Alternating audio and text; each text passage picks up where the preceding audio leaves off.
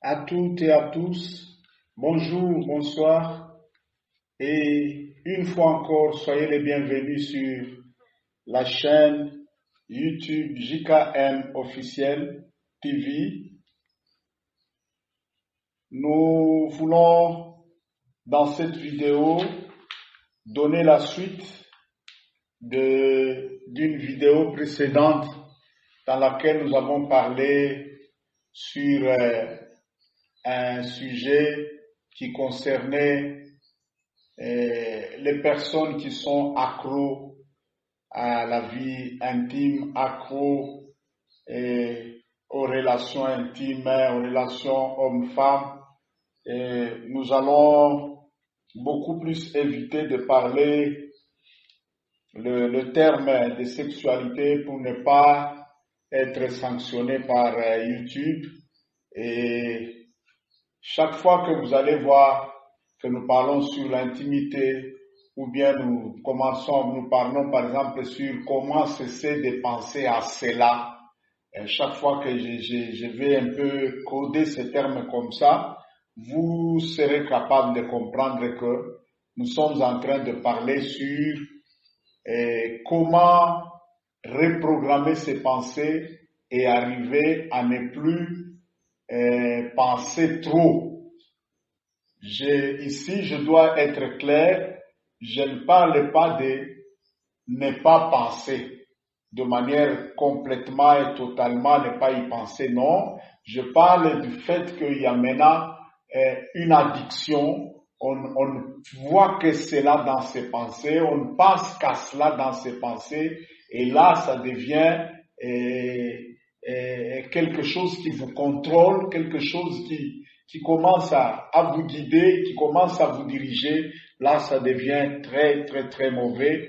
L'homme n'a pas été créé pour être sous la domination de quoi que ce soit. Même si c'est quelque chose de légitime, quelque chose de bien, de normal, quand la chose commence maintenant à vous dicter le comportement, à vous contrôler et vous affichez presque un comportement instinctif face à cette chose-là, là ce n'est plus bien.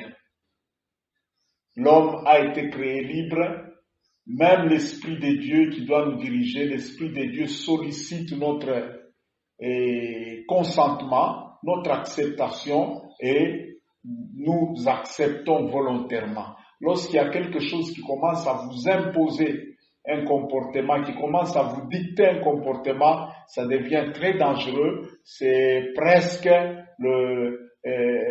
ça devient proche de ce qu'on appelle en langage biblique la possession. Lorsque quelqu'un est possédé par un esprit impur, cet esprit-là arrache sa liberté, cet esprit confisque son libre arbitre et la personne n'est plus libre de dire oui ou non. La personne doit exécuter la volonté de l'esprit qui le contrôle là. Donc rien au monde, la façon dont Dieu nous a créés, il n'y a rien au monde qui doit nous contrôler, prendre le contrôle total sur nous et commencer à dicter notre comportement, à dicter nos pensées, à dicter nos paroles. Non, il n'y a rien qui doit faire cela. Et par contre, nous avons été créés pour nous soumettre nous-mêmes librement à une direction, à une volonté, même à celle de Dieu là. Nous devons nous y soumettre librement, de plein gré. Et ici maintenant, nous voulons voir comment est-ce que nous pouvons reprogrammer nos pensées pour que nous ne puissions plus rester accros, nous ne puissions pas être dans l'addiction par rapport à cela. Quand on voit une personne de sexe contraire, quand on voit, je ne sais pas moi, quelqu'un passer et on ne pense qu'à ça, on ne voit que cela, là ça devient mauvais. Ça devient mauvais. Même dans le cadre du mariage, je pense que cette vie intime-là n'est pas quelque chose que l'on doit faire, que l'on doit, je ne sais pas moi, considérer comme le but principal ou bien, qu'est-ce que je peux dire moi, la préoccupation principale, non, c'est une bénédiction, c'est une faveur, c'est un plaisir que l'Éternel a mis entre l'homme et la femme, entre deux personnes mariées, entre le conjoint, l'homme et sa femme, ou la femme et son mari, légal à laquelle elle est mariée, pour s'exprimer un amour et une unité. Et même dans le cadre du mariage, cela ne doit pas être utilisé pour exploiter l'autre, pour utiliser l'autre, mais cela doit être fait beaucoup plus comme une expression d'amour pour plaire à l'autre et ensuite aussi y retirer aussi du plaisir. C'est dans ce cadre-là que cela doit être fait. Et même en étant marié, cela ne doit pas être la préoccupation principale parce que quand nous nous marions pour unir nos vies, unir nos rêves et réaliser ensemble nos rêves, être chacun ou chacune le complément de l'autre pour que nos rêves et nos destinées puissent se réaliser et s'accomplir. Et lorsque, même dans le cadre du mariage, les choses sont faites dans ce sens-là, ce mariage-là est très solide, ce mariage-là est très stable, ce mariage-là ne sera pas facile à être ébranlé. Mais lorsque les choses ne sont basées que sur ces plaisirs-là, on court le risque facilement, à un certain moment, on va perdre l'intérêt à cela et on va chercher maintenant un autre partenaire pour chercher ces plaisirs-là et, je ne sais pas moi, renouveler ces plaisirs-là ou pour d'autres, comme ils le disent, changer un peu de goût et là, ça devient de l'infidélité. Donc, il faut que les choses soient corrigées dès le départ pour que la vie intime, la vie d'intimité entre les conjoints puisse être vraiment équilibrée. Voilà. Et ici, nous voulons parler maintenant de comment nous pouvons reprogrammer nos pensées pour ne pas être envoûtés, permettez ce terme-là, enchaînés, entraînés ou pris en otage par ces pensées pour cesser de ne penser qu'à cela, cesser de ne voir que cela. Et comment est-ce qu'on peut travailler, comment est-ce qu'on peut procéder pour arriver à reprogrammer nos pensées et avoir des pensées saines, des pensées équilibrées, des pensées telles que même si un jour on arrivait à voir quelqu'un, on dit j'aime cette femme-là, cette fille-là, ou j'aime ce garçon-là, que ce ne soit pas nécessairement dans l'idée de voir dans l'autre un objet de plaisir sur le plan intime. Et quand on finira par exprimer son amour avec quelqu'un, ça veut dire qu'il y a un attachement, une affection qui vous tire vers la personne et vous trouvez que cette personne peut constituer votre partenaire, votre compagne ou votre compagnon de vie et avec cette personne, vous allez cheminer ensemble pour réaliser le but, le rêve l'un de l'autre. C'est ça. Alors, pour rappel, d'abord, je tiens à rappeler que nous avons dit dans la première séance que les pensées n'ont jamais été le produit d'un hasard. Chaque pensée a toujours une source émettrice à partir de laquelle elle est venue se déposer en nous. Et nous avons dit que ces sources émettrices-là de nos pensées, il y en a deux. La première source émettrice, c'est nous-mêmes. 98% des pensées que nous avons, la source émettrice, c'est nous-mêmes. Nous-mêmes, dans quel sens? Dans ce que nous voyons, dans ce que nous écoutons et dans ce que nous parlons. Voilà les trois choses qui constituent, qui arrivent à former, qui sont à la base des 98% des pensées qui sont en nous. Et ceci, depuis notre naissance jusqu'à notre âge adulte, tout ce qu'on a accumulé en voyant, en écoutant, en parlant, ces choses-là constituent les bagages qui est à la base ou qui est la racine mère de nos pensées. Et la deuxième source, ce sont les forces invisibles, les forces surnaturelles. Et de ces forces-là, il y en a de deux sortes. Soit ce sont les forces des ténèbres, les démons, soit c'est l'Esprit de Dieu, l'Esprit des Lumières, l'Esprit de notre Père, l'Esprit du Créateur, peut aussi insuffler des pensées en nous. Mais lorsque nous accumulons la parole de Dieu, nous emmagasinons beaucoup la parole de Dieu, plus cette parole s'accumule en nous, cette parole, elle peut arriver à une dimension où la source émettrice principale de nos pensées, elle devient beaucoup plus Dieu qu'autre chose. Et là, nous sommes dans les bons, mais pour arriver à cela, il faut un engagement volontaire de notre part, un attachement volontaire de notre part, une ouverture volontaire à la parole de Dieu. Et nous rappelons encore un autre élément très important, c'est que il y a une chaîne, il y a des réactions en chaîne qui se passent en nous. Et cette réaction en chaîne-là, elle est de manière logique, elle est exprimée comme ceci: ce que nous pensons, c'est ce que nous allons faire, et ce que nous faisons, c'est ce que nous deviendrons. Donc nos pensées engendrent nos actes, et nos actes produisent notre futur, notre devenir. Donc les pensées revêtent donc une importance très très très capitale pour que l'homme puisse avoir un bon futur. Ses pensées doivent être de bonnes pensées. Et comment alors faire pour arriver à reprogrammer nos pensées? Le premier élément très important à faire, à savoir, c'est celui-ci: les pensées sont faites pour penser. Ça veut dire quoi? L'activité cognitive, là, l'activité de pensée, là, c'est une activité naturelle, une activité qui est dans l'homme. De par déjà sa naissance, de par sa création, l'homme est un être pensant. Pourquoi je vais déterminer ceci dès le départ?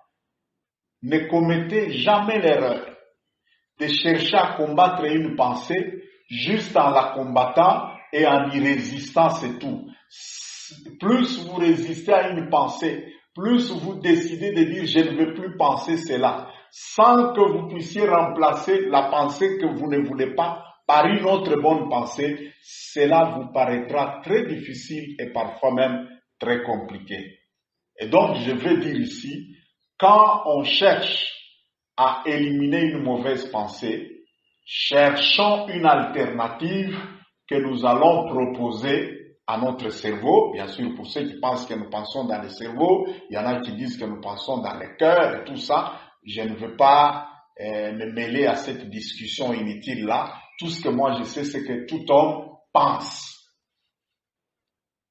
Donc, il faut prendre les précautions de proposer une alternative, une nouvelle sorte de pensée, que nos pensées doivent penser. Permettez un peu cette tautologie-là. Donc ne combattez jamais une pensée juste en l'étouffant pour dire je ne veux plus penser ça. Non, remplacez ces pensées-là par d'autres pensées que vous trouvez bonnes, correctes et saines. Là, ça sera plus facile. Ça sera bon, plus facile, c'est trop dire, parce que même quand on va s'engager dans cette discipline de reprogrammer nos pensées, ça va nous prendre du temps plus ou moins long pour que maintenant notre cerveau soit reprogrammé et qu'il puisse se tourner vers d'autres pensées. Il faudra du temps. Ça, il ne faut pas que je vous cache cela. Vous devez vous engager à passer du temps dans ces combats-là jusqu'à ce que vos pensées seront programmées. Au début, ça vous paraîtra un peu difficile, vous vous engagez, vous dites je ne vais pas penser, après un moment vous vous retrouvez, vous rechutez un peu, ne vous en faites pas, continuez avec l'aide de Dieu, en implorant la grâce du Seigneur, petit à petit ça va aller. C'est comme un exercice. Quand vous voyez un athlète ou un sportif faire un mouvement prodigieux là, sachez que ce mouvement qu'il fait là, c'est le produit d'un entraînement plus ou moins long, le produit d'un exercice continuel qui lui a permis de faire ça. Même nos pensées aussi. Quand vous voyez que les pensées tournent facilement vers le mal, ça veut dire que vous avez laissé vos pensées et s'appliquer à cela pendant longtemps. Pour que les pensées se retournent à autre chose, prenez aussi le temps, engagez-vous aussi à résister pendant longtemps et à proposer une autre alternative à vos pensées pendant longtemps et les choses vont changer. Donc, ne combattez jamais les pensées par un engagement de dire « je ne vais plus penser ça ». Non, cherchez quelque chose de bien que vous allez proposer à vos pensées et exprimer votre engagement dans le sens « désormais, au lieu de penser à ceci, je penserai à cela ». Et maintenant, le cela dont nous parlons ici, ça devient maintenant quelque chose d'autre de bien, de noble, d'acceptable. Et le ceci ici, c'est les pensées trop attachées à l'intimité, trop attachées aux filles, aux garçons, aux copains, aux copines, tout ça, au plaisir et à faire corporel, à faire avec un garçon ou une fille. Donc, proposez une alternative et prenez une décision dans le sens, désormais, au lieu de penser à cela, je penserai à autre chose, par exemple ceci, je penserai à comment gagner l'argent, je penserai à comment changer ma situation sociale. Il y a plein de bonnes choses comme ça qu'on peut mettre dans nos pensées et à part la parole de Dieu, il y a plein de nobles choses ici dans le monde ici auxquelles on peut réfléchir et qui sont bonnes pour nous, qui sont des pensées saines. Le deuxième point très important, c'est ce que nous venons de dire ici, c'est de proposer une alternative à notre cerveau, des nouvelles pensées, des nouvelles passions. Donc, réfléchissez déjà maintenant. La première alternative qui s'impose d'office, c'est la parole de Dieu. La parole de Dieu est une mine d'or. Je vous dis que la parole de Dieu, il y a même les principes de l'électricité, il y a les principes, il y a beaucoup de choses que, même des principes militaires, il n'y a aucun domaine, aucun secteur d'activité humaine qui ne puisse pas trouver de l'inspiration dans la parole de Dieu. S'il y a un soldat comme Josué, Dieu pouvait dire que ce livre de la loi ne s'éloigne pas de ta bouche. Ça veut dire la Bible, si qu'elle ne s'éloigne pas de ta bouche, médite-la jour et nuit, tu trouveras des secrets là-bas pour réussir. Et Josué est un conquérant qui n'avait jamais, presque pas connu de défaite, à part la défaite de la ville de Haï, là où il y avait un interdit introduit par un certain Akan. Et à part ça, Josué n'a connu que des victoires sur victoires. David aussi, c'était un militaire, mais un conquérant qui n'avait jamais connu de défaite. Donc, imaginez que même un militaire peut trouver des principes pour réussir dans sa carrière militaire. Et que dire alors d'une maman? Que dire alors d'un médecin? Que dire alors d'un commerçant? Donc, il y a plein de choses, même les principes ici de marché et que les lois commerciales et tout ça, il y a plein de choses qui sont cachées dans les Écritures là. Toute écriture est inspirée de Dieu et utile pour corriger, instruire, rendre l'homme de Dieu ou la femme de Dieu complet, parfait, propre à toute bonne œuvre. Donc la première alternative, c'est que désormais, je méditerai beaucoup plus à la parole de Dieu. Ça doit s'imposer à nous tous, du moins à tous ceux qui sont chrétiens. La deuxième alternative, c'est ce que je vais dire, cherchez une passion, quelque chose de bien que vous pouvez faire. Par exemple, les affaires, le business, la création et l'accumulation des richesses, qu'on appelle l'entrepreneuriat. Écoutez, plus vous êtes un peu stable financièrement, plus vous avez de l'argent et des moyens, plus vous avez des moyens pour faire du bien à vos proches, à votre femme, à vos enfants, à votre famille élargie et à toute personne ici. Ce monde ici est rempli de personnes nécessiteuses. C'est plein. Et dans le plan de Dieu, Dieu n'a pas prévu que quand quelqu'un vient avec un problème, une difficulté, il vient pleurer par exemple, il a faim et vous vous dites non, et je vais prier pour vous, allez-y, Dieu va vous aider. Non, non, non, non, non, non. Si quelqu'un a faim, donne-lui à manger. Comment être capable de donner à manger à ceux qui ont faim si on n'a pas assez de moyens? Donc moi je vous propose une alternative aussi en dehors. En plus plutôt de la parole de Dieu comme première alternative que nous devons tous alors prendre et nous devons plonger nos pensées sérieusement dans la parole de Dieu. La deuxième chose, cherchez quelque chose qui vous passionne, quelque chose de bien, quelque chose à partir de laquelle vous ferez du bien à beaucoup de gens et cela sans intérêt.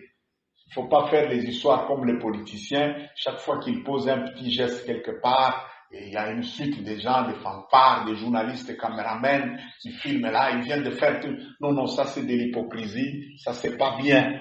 La Bible dit, quand ta main droite fait quelque chose, que ta main gauche ne le sache pas. Quand tu fais une aumône, un acte de charité, la Bible dit, celui qui donne aux pauvres, il prête à Dieu. Et je vous dis qu'il y a un grand secret, moi-même ici, j'en suis témoin, j'ai déjà fait beaucoup de choses comme ça dans le cadre des orphelins, des veuves et de ceci. J'en ai vu les retombées sur moi-même, sur mes enfants. Il y en a déjà 2 qui ont terminé les études et ils n'ont pas fait une année. Chacun a trouvé un boulot. Et je suis en train de voir un peu, et lorsque j'examine profondément certaines choses dans ma maison, je comprends que je suis en train de récolter ce que j'ai semé. Aider les pauvres ici, il y a un grand secret là-dedans. Aider les orphelins, les veuves. Il faut cesser cette mentalité-là de croire toujours que si c'est un orphelin comme ça, c'est lui qui a bouffé son père et sa mère. Ah bon? Ah bon? Bon, ok, admettons même que ce soit un sorcier, un petit enfant sorcier. Mais en aidant comme un enfant, vous l'aidez par exemple pour qu'il aille à l'école, qu'il étudie. Quand vous faites ça, dites à Dieu, Seigneur, tu as dit que nous puissions prendre soin des orphelins. Je fais ça en ton nom. J'aide ces garçons pour qu'il aille étudier. Et même en donnant l'enfant, tu lui dis, je te donne au nom de notre Seigneur Jésus-Christ qui nous a dit de t'aider. Je te donne en son nom. Il n'y aura personne qui saura vous encerceler avec de pareilles déclarations, avec un engagement là dans ce sens-là. Ça ne sera pas facile de vous ensorceler. Cessez de trop craindre la sorcellerie, cessez de considérer toujours la sorcellerie comme étant toute puissante. Non, il n'y a qu'un seul tout puissant, El Shaddai. Il n'y en a qu'un seul, c'est notre Père, c'est notre Dieu là. Le Dieu, le Père de notre Seigneur Jésus-Christ. Et en son nom, quand nous posons une action plutôt dans le nom de notre Père, au nom de sa parole, personne ne peut nous faire du mal. Personne. Cessez de croire en cela. Donc cherche quelque chose qui te passionne et dans lequel tu vas canaliser tes énergies mentales là. Tu vas les canaliser à cela. Donc cherche quelque chose et moi je te propose, en plus de la parole de Dieu, je te propose une alternative autre, les affaires, le business, la création des entreprises et tout ça. Et d'ailleurs, dans la Bible, Dieu lui-même nous a promis que nous serons bénis dans les entreprises de nos mains.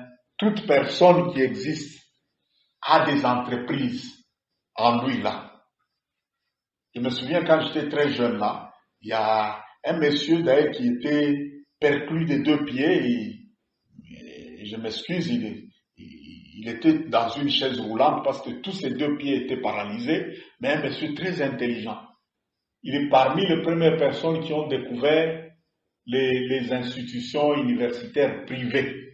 Lorsque nous on étudiait à la statistique là à Lubumbashi, et il a commencé une institution qu'on appelle aujourd'hui ISIPA et qui est devenue une grande institution. Ce monsieur-là, chaque fois qu'on citait ISIPA dans l'auditoire, il faut voir comment on s'est moqué, comment on éclatait de rire. Je n'y comprenais rien. Mais 3 décennies plus tard, lorsque Dieu m'a dirigé aussi dans ce sens-là, j'ai commencé à réfléchir et je me suis mis à à admirer ce monsieur-là. J'ai dit, waouh, ce monsieur était alors, il avait une longueur d'avance terrible.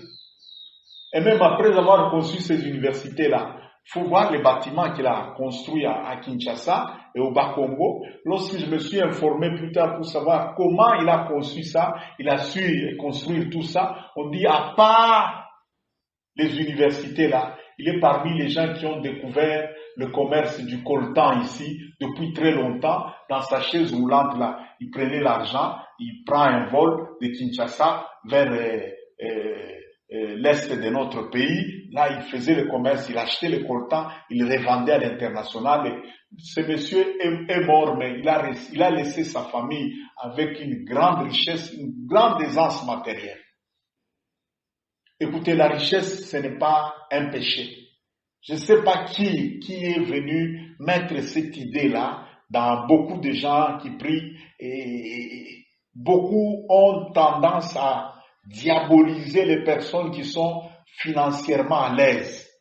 Ou peut-être il a quelque chose. C'est comme si la norme, quand on est enfant de Dieu, quand on connaît Dieu, la norme c'est d'être pauvre. C'est pas correct.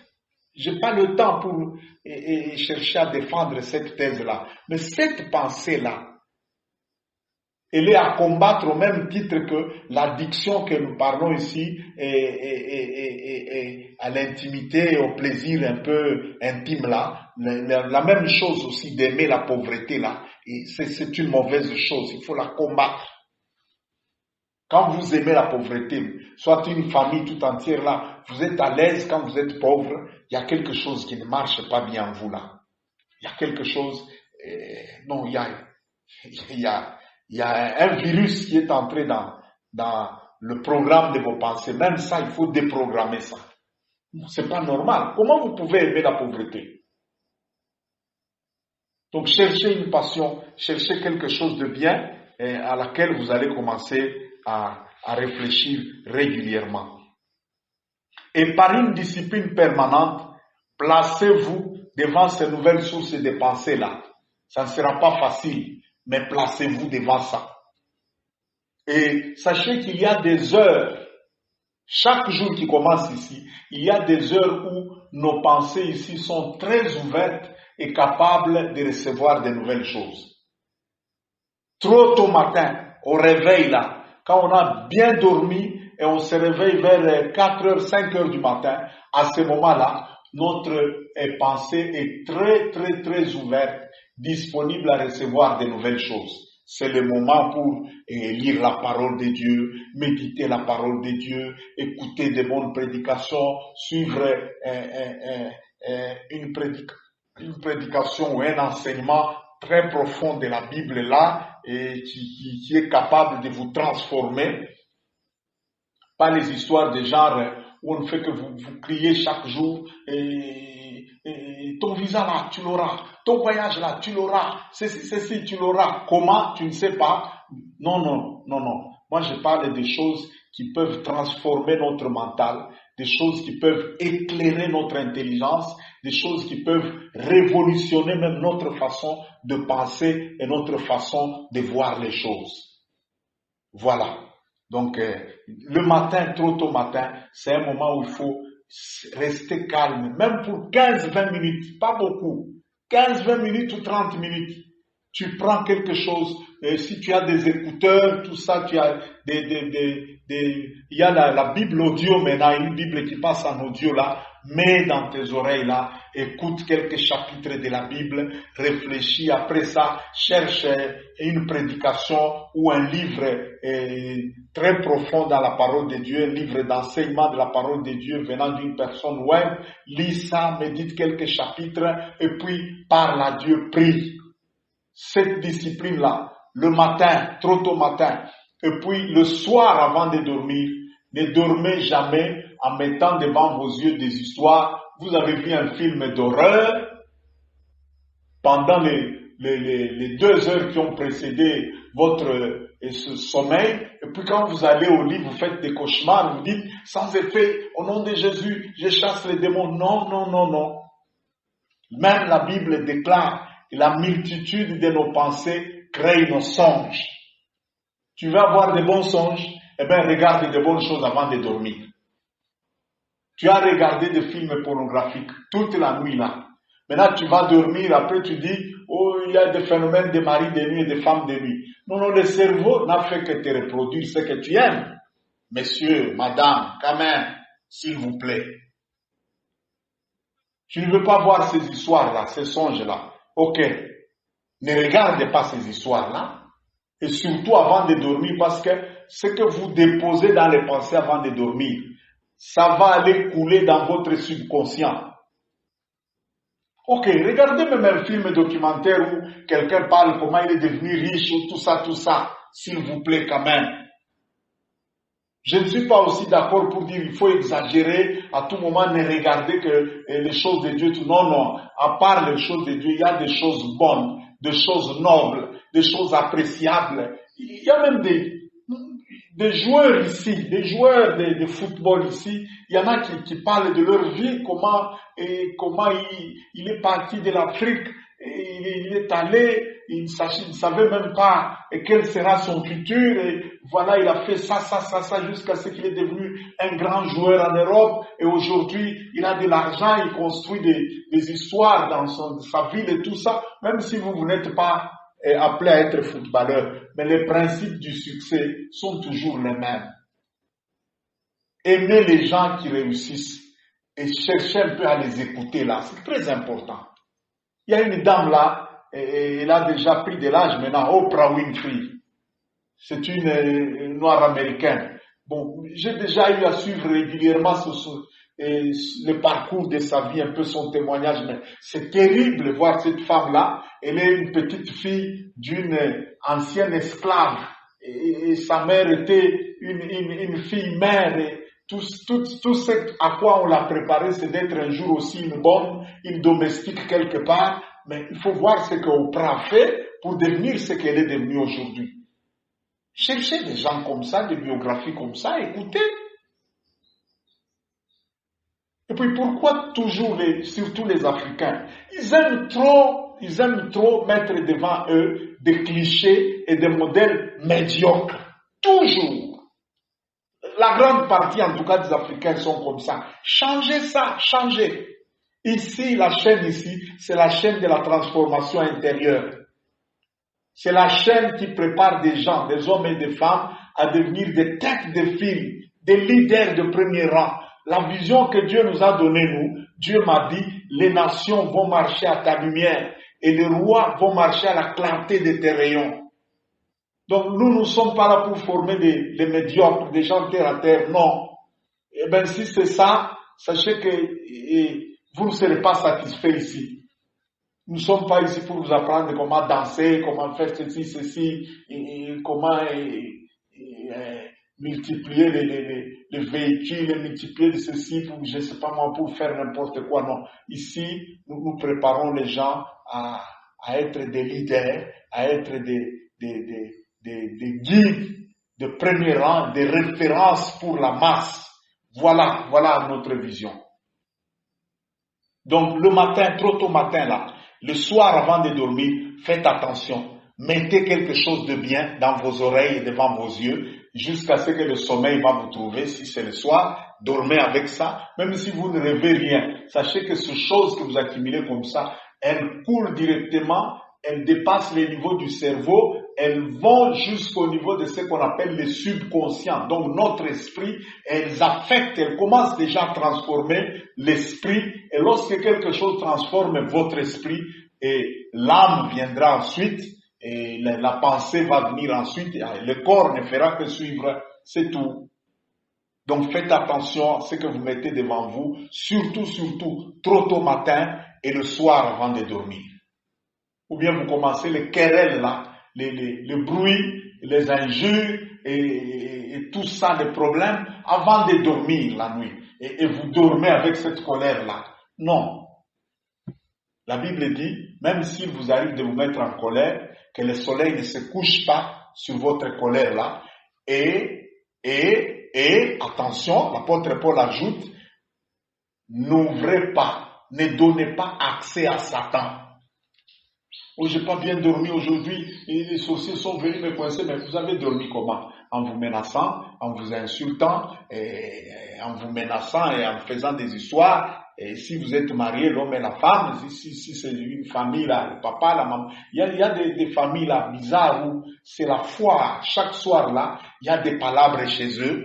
C'est comme si chez eux, il y a les tribunaux là chez eux là. Même au tribunal, il y a quand même 2 jours où il n'y a pas de procès. Et chez vous, il y a des procès chaque jour. Il y a des bruits, des makelele, des querelles chaque jour. Un esprit comme ça, une tête qui est toujours surchauffée par des querelles, de bruits, des histoires qu'on lance dans la maison là, et même les murs de chez vous ont des cicatrices, des histoires que vous lancez là. Non mais, comment ça? Même la guerre là, il y a quand même un cessez-le-feu, non? Donc cessez ces histoires-là. Quand le mental est dérangé, tout le cours de la vie est dérangé.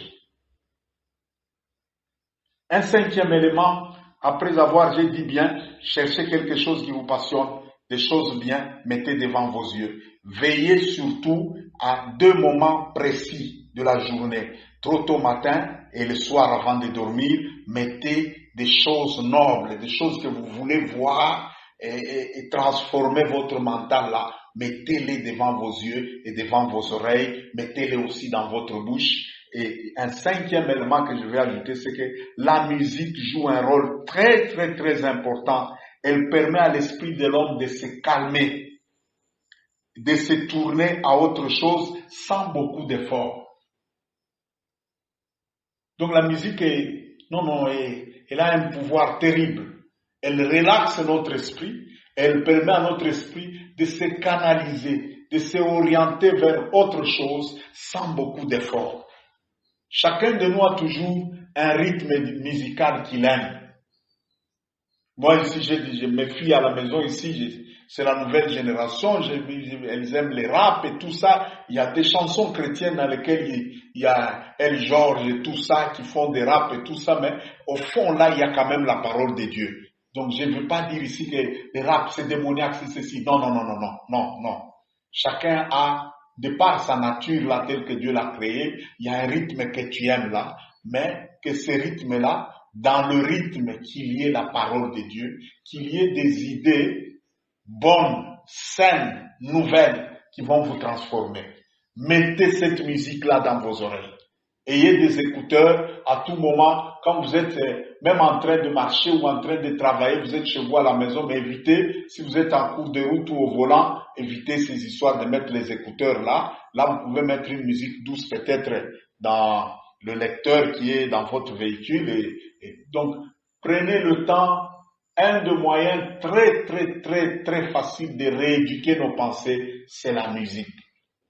Cherchez une musique dans laquelle il y a la thématique chrétienne, et même il y a des musiques dans lesquelles, à part la thématique chrétienne, il y a la puissance de Dieu qui véhicule là-dedans, parce que celui qui a chanté sous l'onction du Saint-Esprit, sous l'influence de l'Esprit. Ces choses-là vont modeler très facilement vos pensées. Quand des pensées bizarres là veulent vous arriver là, prenez cette bonne musique là, mettez dans vos oreilles, laissez-la résonner. J'avais suivi dernièrement, je crois l'année passée, le témoignage d'une fille, son frère était devenu fou, je ne sais pas qu'est-ce qui s'est passé, tout ça. Ils ont tout fait, ça n'a pas marché. Maintenant, on l'a enfermé quelque part. La fille a pris des cantiques d'adoration de Denamwana. Elle a fait un recueil de ces cantiques-là. Elle a mis dans un lecteur là, MP3. Elle a mis là-bas. Là où on a mis, elle a laissé cette musique tourner en boucle pendant 1 semaine. Et 1 semaine après, on est venu trouver son frère totalement délivré de la folie là. Bon, ok, on parle de folie. Quand on parle, on voit des gens, ok, fous. Officiellement, c'est un fou, mais il y a beaucoup de folies qui passent dans nos têtes. S'il y a des histoires, s'il y avait des scanners pour voir certaines choses qui passent dans nos cœurs, dans nos pensées, eh ben, il y aurait beaucoup de gens qu'on irait enfermer dans les asiles des fous là. Une manière facile de chasser la folie là, la bonne musique. surtout la musique chrétienne là. Mettez-la, bombardez votre mental avec ça. Vous verrez que petit à petit, cette musique-là, elle est en train de formater. Permettez un peu ce terme-là. Elle est en train de réformer, de reprogrammer vos pensées. De même quand vous avez par exemple, je me souviens en 2014, j'avais connu un problème d'arnaque et tout ça, j'ai connu un choc dans les affaires et dans les finances. Il y avait une chanteuse tanzanienne là, moi j'écoute facilement et même les Swahili tanzaniens là, je me débrouille quand même, je parle. Et elle chantait dans cette chanson là, elle disait tout simplement, Dieu va t'étonner, il va changer ta situation, sache que ce n'est pas normal que tu restes. Non, cette chanson-là, à un moment, je la mettais en boucle, nuit et jour comme ça devant moi. Elle me redonnait force, espérance, courage, jusqu'à ce que je m'en suis sorti de la situation. Et là, je vois ma fille cadette, Bénédicte, elle avait, je crois, 2 ou 3 ans, tellement que la chanson l'a passée à tout moment dans la maison là, et elle a appris cette chanson-là et chantait ça à tout moment aussi. Donc la musique joue un très grand rôle pour changer, formater notre mental. La musique joue un très grand rôle. Et chaque fois que les mauvaises pensées viennent, un autre exercice à faire, c'est que faites un recueil de versets bibliques, des paroles. Par exemple, ne savez-vous pas que votre corps, c'est le temple du Saint-Esprit? Notre corps n'est pas pour l'impudicité, il est pour le Seigneur, et le Seigneur a besoin de ce corps pour se manifester dans ce monde. Quelque chose comme ça, 1 Corinthiens chapitre 6. Quand les pensées impures viennent, ils commencent à vous pousser à des histoires là telles que faut aller chercher les garçons, faut aller chercher les filles, il faut faire ceci, ceci, il faut penser à ceci, ceci. Ouvrez votre bouche, répétez, déclarez. Même s'il faut que vous puissiez avoir des petits papiers, des coupons sur lesquels vous mettez ces versets-là. Et quand vous êtes harcelé par de telles pensées, vous répétez, vous ouvrez la bouche et vous répétez à haute voix, mon corps ici, c'est le temple de Dieu. Mon corps ici, c'est l'instrument par lequel Jésus va se manifester. Le Saint-Esprit habite dans ce corps. Ce corps n'est pas pour l'impudicité. Quand vous commencez à répéter des choses comme ça, plus vous les répétez à haute voix, en les résistant de votre bouche, ce que vous sortez dans la bouche là, ça casse directement ce qui sort dans les pensées et ça remplace, ça reprogramme. Je suis passé par des moments comme ça où l'ennemi voulait imposer des pensées impures et m'amener plus tard à tomber dans ces histoires-là. Mais j'ai résisté par la grâce de Dieu et par la grâce de Dieu, je ne suis pas tombé dans ces histoires-là.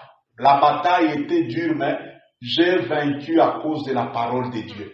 La Bible dit en Apocalypse 12, nous l'avons vaincu à cause du sang de l'agneau et à cause de la parole de notre témoignage.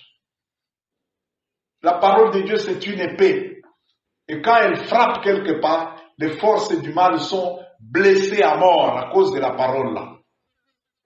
Le jour où nous serons au ciel, vous verrez tous ceux qui se sont battus avec la parole, nous serons en face des victimes, des esprits qui ont connu des blessures graves à partir de l'épée de la parole qui sortait de notre bouche. Là aussi, Dieu va nous récompenser pour ça. Tu es un bon combattant. Regarde quels dégâts tu as créés dans le royaume de l'ennemi. Donc, apprenons à nous battre avec la parole de notre bouche. Et chaque fois qu'il y a une situation mauvaise, pas seulement les mauvaises pensées d'intimité là, une situation mauvaise là où vous sentez que vos finances tombent. Maintenant, au lieu de confesser la pauvreté, confessez la richesse. Mon Dieu pourvoira à tous mes besoins selon sa richesse et avec gloire. Ça, c'est le Philippiens qui dit ça. Et vous connaissez tous la grâce de notre Seigneur Jésus-Christ. Des pauvres, des riches qu'il était plutôt, il s'est fait pauvre pour que vous soyez enrichis. Et là, appropriez-vous ces versets-là. Dites, je connais la grâce de mon Seigneur Jésus-Christ. Des riches qu'il était, à la croix, il s'est fait pauvre on lui a enlevé tous les habits. Il a eu même soif à la croix, il a demandé l'eau ici, on lui a refusé ça. C'est pour que moi j'ai toutes ces choses-là. Approprie-toi de telles choses, commence à les proclamer, commence à les déclarer et tu vas voir que tu vas reprogrammer tes pensées. Et le 7e point, changer les milieux de fréquentation. Parce que les pensées viennent aussi de ce que nous causons avec les gens là. Les gens qui ont toujours des causeries terre à terre là.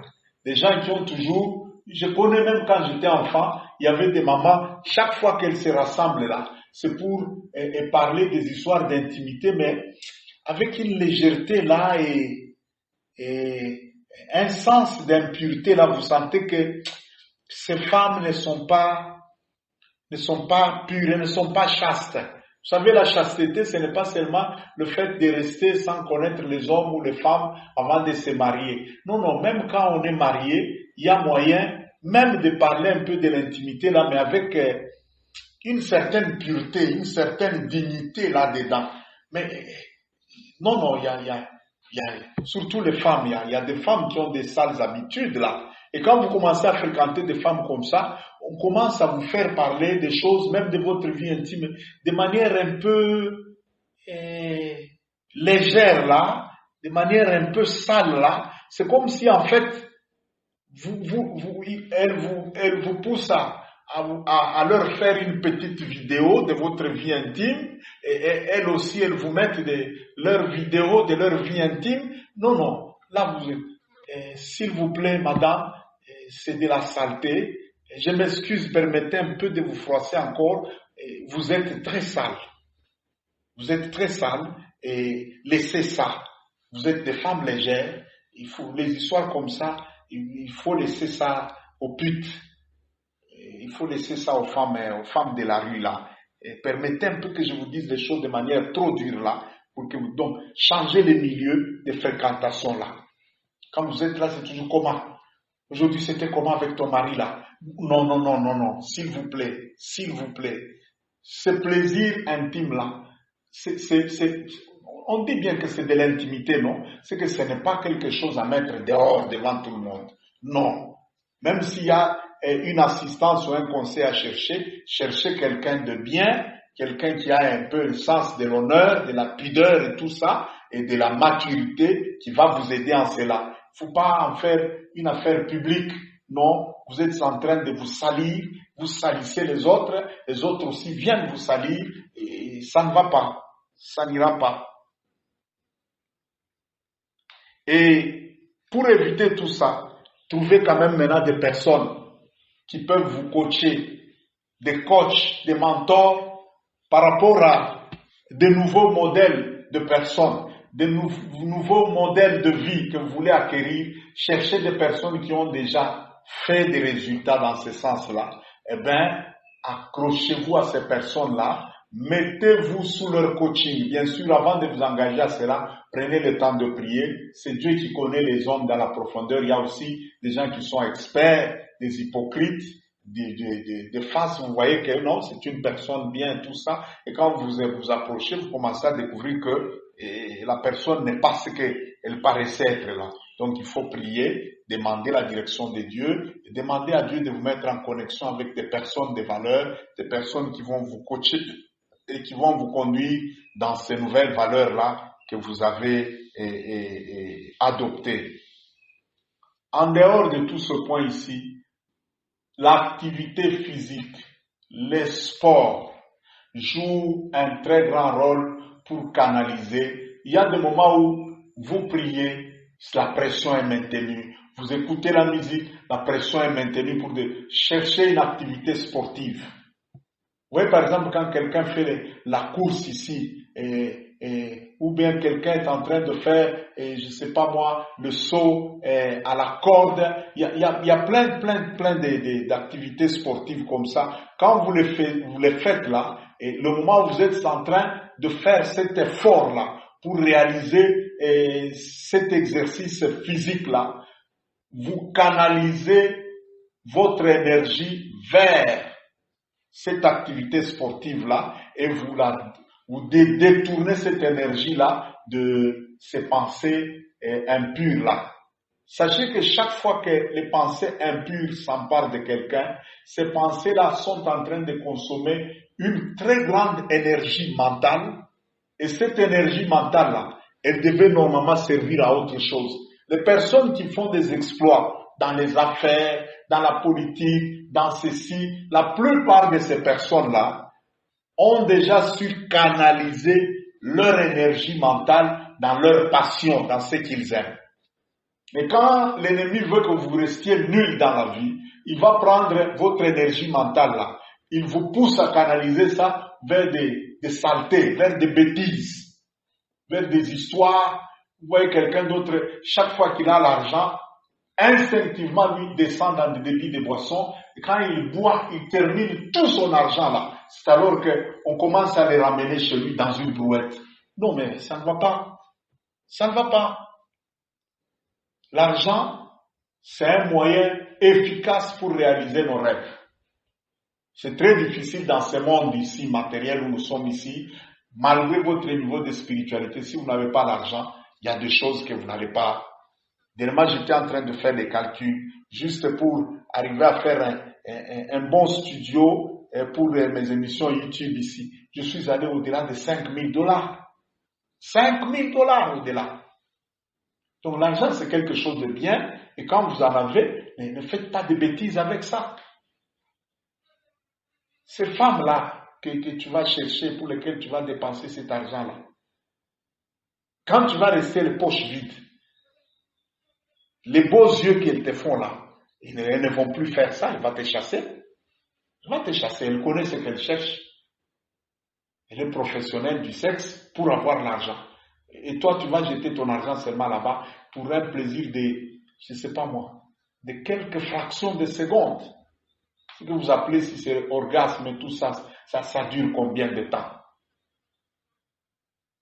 Voilà. Donc, cherchez une activité sportive qui va vous aider aussi à canaliser votre énergie mentale vers ce qui est positif et ce qui est bien.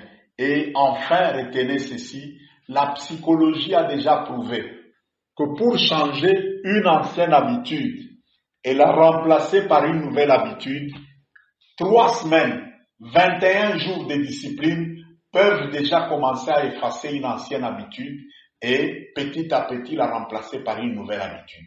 Donc quand vous commencez cette discipline ici, persévérez, à partir de 3 semaines, 1 mois, petit à petit, vous allez commencer à remarquer les changements, à remarquer des signes positifs, mais ça va vous prendre du temps. Ça va vous prendre du temps. Ça, il ne faut pas que je vous trompe. Et maintenant, s'il y a aussi des démons qui injectent de mauvaises pensées, c'est là qu'il y a maintenant l'importance de fréquenter une bonne église où il y a la puissance du Saint-Esprit, une bonne chaîne. Par exemple, les chaînes YouTube et tout ça, comme la chaîne que vous écoutez ici, il y a des endroits et il y a des plateformes où, dès que vous vous connectez là-bas, c'est la puissance du Saint-Esprit qui est en train de balayer. Et quand cette puissance du Saint-Esprit balaye votre être en permanence comme ça, les forces du mal sont en train de reculer, d'autres sont en même de lâcher prise et de fuir. Et au nom de Jésus-Christ, si vous aviez des esprits impurs comme ça, je vous promets que chaque fois que vous serez connecté à cette chaîne ici, quelque chose de bien entrera en vous et quelque chose de mal et de ténèbres fuira loin de vous. Et merci beaucoup parce que j'ai remarqué que l'auditoire est en train de monter davantage. J'ai un plus grand nombre de ceux qui suivent mes vidéos mais qui ne sont pas abonnés. S'il vous plaît, je vous demande au nom de Jésus-Christ, veuillez vous abonner. Cliquez sur le bouton s'abonner là. Veuillez vous abonner et je vous promets aussi par la grâce de Dieu que jamais je ne vous amènerai quelque chose de terre à terre. Jamais je ne jouerai avec votre temps pour vous amener des histoires sans profondeur. Non. S'il vous plaît, par la grâce de Dieu, je vous promets que ça n'arrivera pas. Mais s'il vous plaît, non seulement abonnez-vous, attirez encore des gens. Si vous amenez 10 personnes à s'abonner à cette chaîne, mon Dieu se souviendra de vous. Le Dieu devant qui je me tiens se souviendra de vous. Cette année ne va pas se terminer sans que Dieu ne puisse changer radicalement votre vie en bien. En bien. Ça, je vous l'ai dit. Alors, veuillez vous abonner s'il vous plaît et veuillez partager. Il y a beaucoup de gens qui souffrent. Il y a certaines choses dont nous parlons ici. Ça fait honte pour quelqu'un de parler, mais ce sont des véritables fléaux. Il y a même des femmes ici qui ne savent plus dire non à un homme. Toute personne qui la sollicite, sa bouche là n'est pas capable de dire non. Quel malheur, quel esclavage, quelle souffrance! Quelle souffrance! À toutes ces femmes-là, la bonne nouvelle est ici. Et jamais ici, on ne va vous mépriser. Et jamais ici, on ne va vous taxer pour dire et vous êtes possédé. C'est vous qui êtes en train de salir ce monde. Vous irez en enfer. Non, non. Jésus a dit, ce ne sont pas les personnes qui se portent bien qui ont besoin du médecin, mais ce sont ceux qui ont malade qui ont besoin du médecin. C'est que Jésus est venu pour des gens comme vous, pour des gens comme nous. Je ne fais que vous le dire. De 0 à 12 ans, j'ai été victime de beaucoup de viols, des histoires comme ça. Et il y a beaucoup de choses qui ont été faites et qui pouvaient facilement me provoquer